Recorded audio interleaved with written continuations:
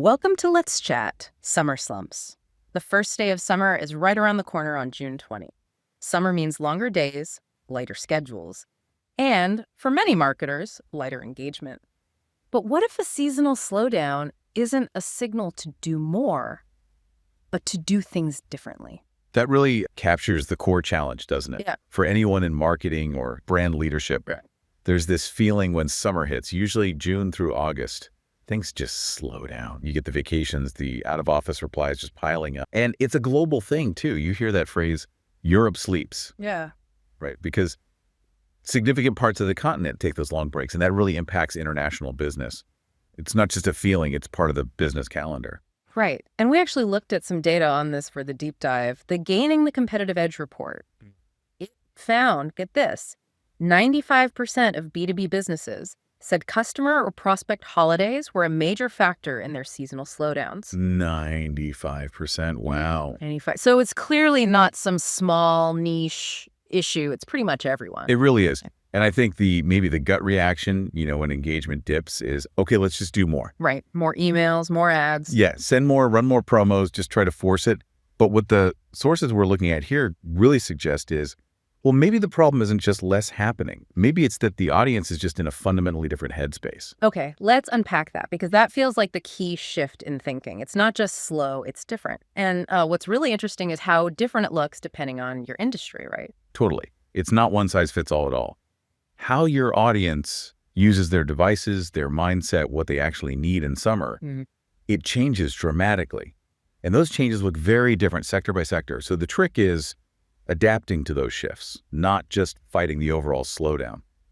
Okay, let's walk through some of the examples the sources brought up. Retail and e-commerce.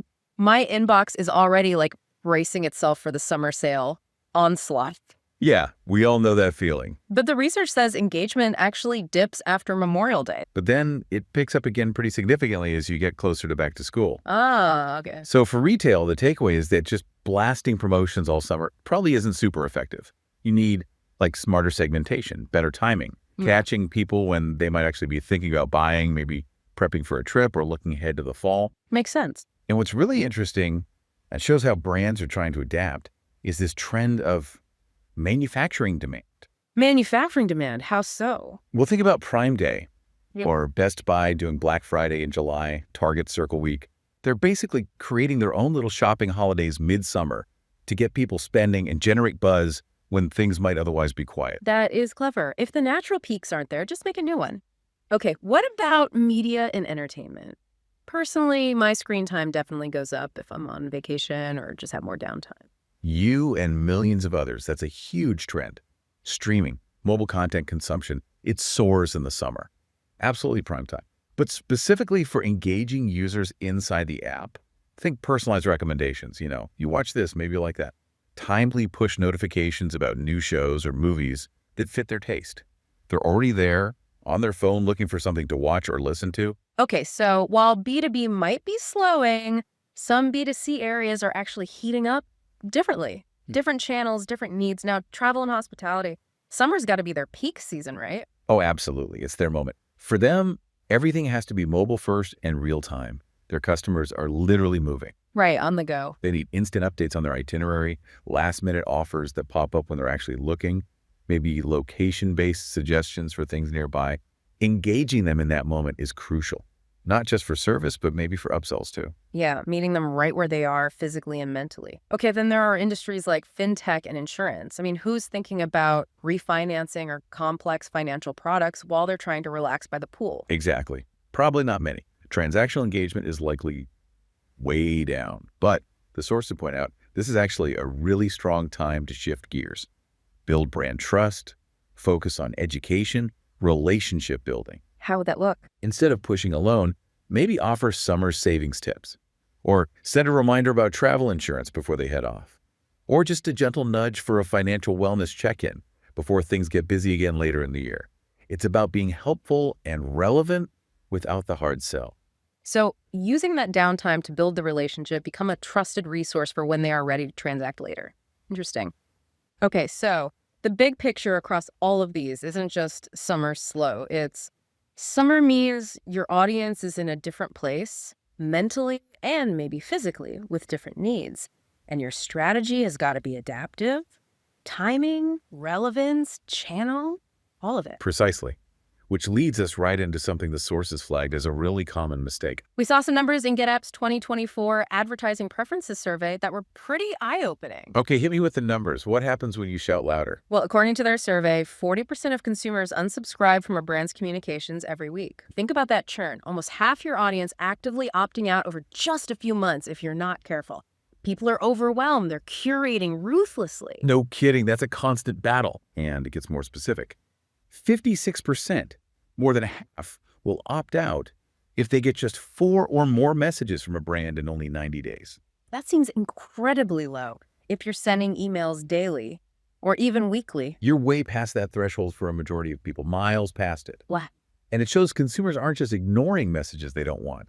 They're actively punishing brands for sending too much, for being irrelevant. So the fix isn't more volume, it's being way smarter, much more targeted, focusing only on the moment that actually matter to that customer in their summer context. Okay, this raises a really important question then. If people aren't responding to the usual sales pushes and sending more stuff actually drives them away, do you just stop marketing in the summer? Just accept the dip? The sources argue pretty strongly that would be just as big a mistake. Yes, those high-intent signals, adding to cart, requesting a demo, might be weaker. Yeah. But this period is actually incredibly valuable for upper funnel stuff. Like brand building. Exactly. Building that long-term brand equity, fostering real affinity. Investing in brand when people aren't buying. Yeah. That feels like a tough sell internally sometimes when everyone's focused on Q3 numbers. It can feel counterintuitive, absolutely, if you're only looking at immediate ROI.